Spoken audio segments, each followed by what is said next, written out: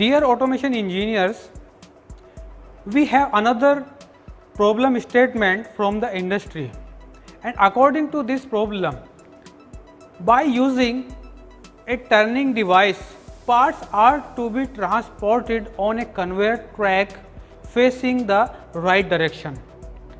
By pressing the push button, parts are turned by the piston rod of a cylinder which is correctly positioned. When the push button is released, the piston rod is returned to its start position. We have to solve this problem with the help of electro-pneumatic technology.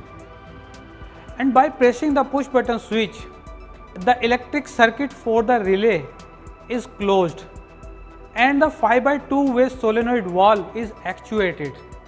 The piston rod of the single acting cylinder advances to the forward end position. After releasing the push button switch of the electric circuit for the relay is open coil and contact is brought to its normal position. The electric circuit for the solenoid coil is opened and 5/2 way solenoid valve is switched back to its initial position. The piston rod returns to the retracted end position. In this way, this system works as per the requirement of the industry. Now we are on the profile plate of pneumatic trainer kit. As per the problem statement, we have to align the objects they are coming on the conveyor belt. So it means we will need only a single acting pneumatic cylinder because we don't need the force during the backward motion of the pneumatic cylinder. That's why we will use only single acting pneumatic cylinder. Because we are having only one signal from the operator in terms of the electric switch, that's why we will use only single solenoid DCV. Because this is the single acting pneumatic cylinder and I am having 5/2 DCV, that's why I will close the normal open port of this DCV because only one port will be required. To control the speed of pneumatic cylinder, I will use one-way flow control valve. In this experiment, we are going to use the indirect actuation of the pneumatic cylinder. That's why we will use the relay in between the switch signal and the DCV.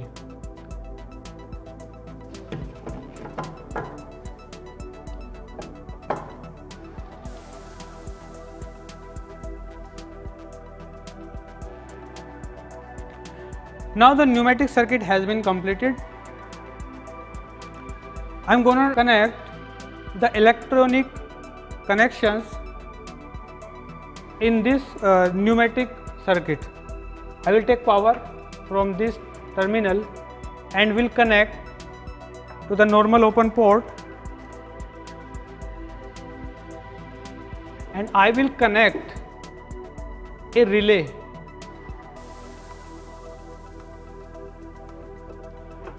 Complete the circuit of this coil.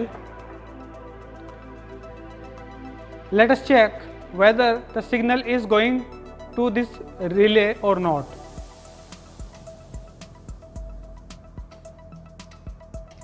Now the relay is working properly. It is receiving signal and being triggered by this switch. Now with the help of this relay, I will deliver the power from this power box to the DCV. For this, I will connect this power receiving terminal from this circuit board.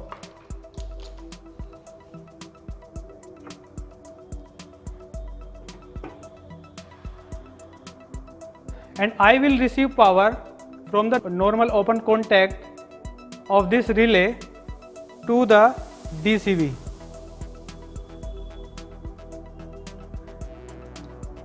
And complete the circuit by connecting ground connection to the DCV.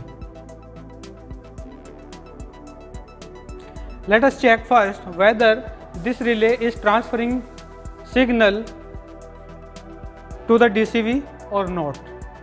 I am going to press this switch. The relay is activating properly and the power is delivered to this terminal, means solenoid of this DCV. Let us check with the pneumatic power also.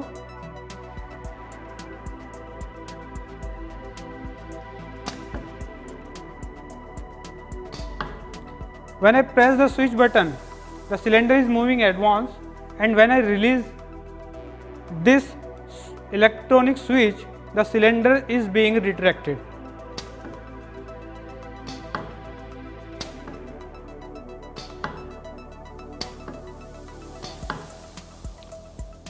In this way, the problem given by the industry has been solved with the indirect actuation method. Why it is called indirect actuation method? Because we are using the power from somewhere else. We are not delivering the power directly from switch to the DCV. That's why it is called as indirect actuation.